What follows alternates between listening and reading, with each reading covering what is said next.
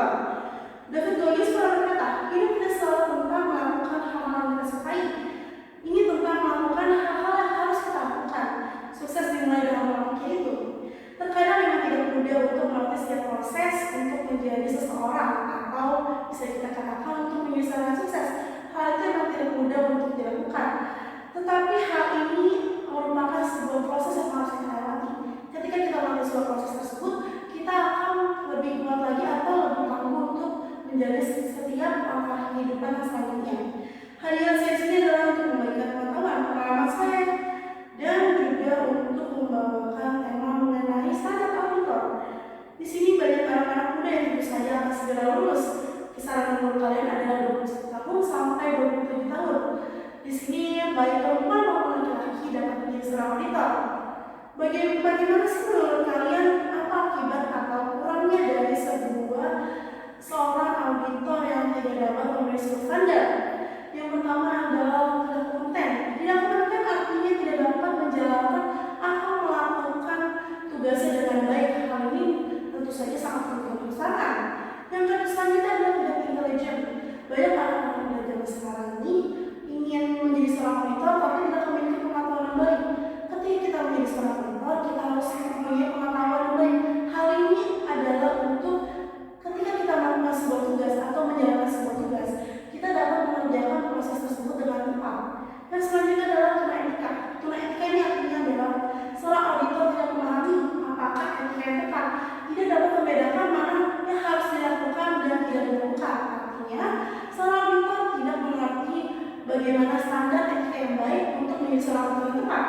Dan selanjutnya, mengapa sih menjadi seorang auditor harus memiliki standar yang sesuai? Hal ini karena seorang auditor harus memiliki skill komunikasi yang tepat. Skill komunikasi yang dimiliki adalah sebagai sarana komunikasi atau penyampaian informasi kepada klien. Hal ini harus tepat dan harus benar karena ketika kita menyampaikan sebuah opini kepada seorang klien, kita harus meyakinkan bahwa hal tersebut adalah murni adanya. Ketika seorang tidak memiliki skill komunikasi yang baik, akan terjadi kekeliruan bisa saja. Yang selanjutnya adalah ketika kita harus menjadi seorang auditor, kita harus memiliki pikiran yang kritis. Yang artinya ketika kita berhadapan sebuah masalah atau sebuah kasus dalam perusahaan, kita harus memahami dan melihat apakah laporan keuangan itu dalam keadaan wajar atau ada sesuatu yang janggal. Hal ini harus benar-benar diperhitungkan dengan baik oleh karena itu seorang auditor harus benar-benar memiliki pemikiran yang sangat kritis.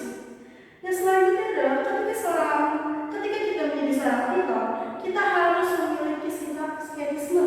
Hal ini skeptisisme itu bisa dikatakan mencurigai. Hal ini memang sedikit aneh, tapi seorang auditor itu harus memiliki sikap yang menganalisa bahwa apakah laporan keuangan ini adalah dalam keadaan yang wajar atau tidak. Mencurigai bukan artinya kita harus benar-benar mencurigai dengan setiap apa yang diberikan atau dokumen laporan yang diberikan oleh seorang klien kepada kita, tapi kita harus mempertanyakan setiap adanya laporan keuangan yang ada. Hal ini untuk memberikan opini yang pasti kepada seorang klien tentu saja. Yang selanjutnya adalah bagaimana cara kita membangun sebuah standar tepat dalam diri kita sebagai seorang auditor saat ini. Yang pertama adalah kita harus memahami standar audit. Standar audit ini harus kita pahami dengan baik-baik karena sebagai seorang auditor, ketika kita tidak memahami bagaimana menjadi seorang auditor yang tepat, bagaimana standar yang baik, hal ini benar-benar sangat merugikan. Karena dengan adanya kalian memahami standar audit, kalian dapat lebih memahami lagi bagaimana menjadi seorang auditor yang baik. Dan selanjutnya adalah mengikuti sebuah pelatihan. Seperti saat ini, pelatihan yang kalian ikuti maupun nanti di luar sana yang bisa kalian ambil untuk mendapatkan sebuah ilmu dan pengetahuan maupun sebuah pengalaman untuk kalian sendiri. Dan selanjutnya adalah teliti.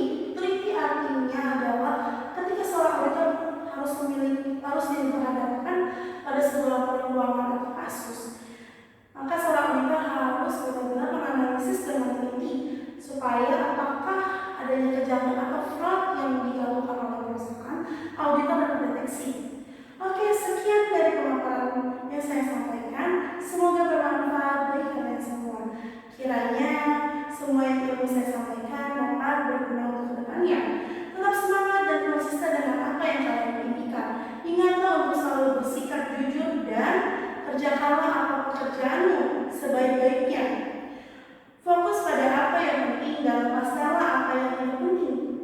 semangat dan sekian dari penasehat hari ini.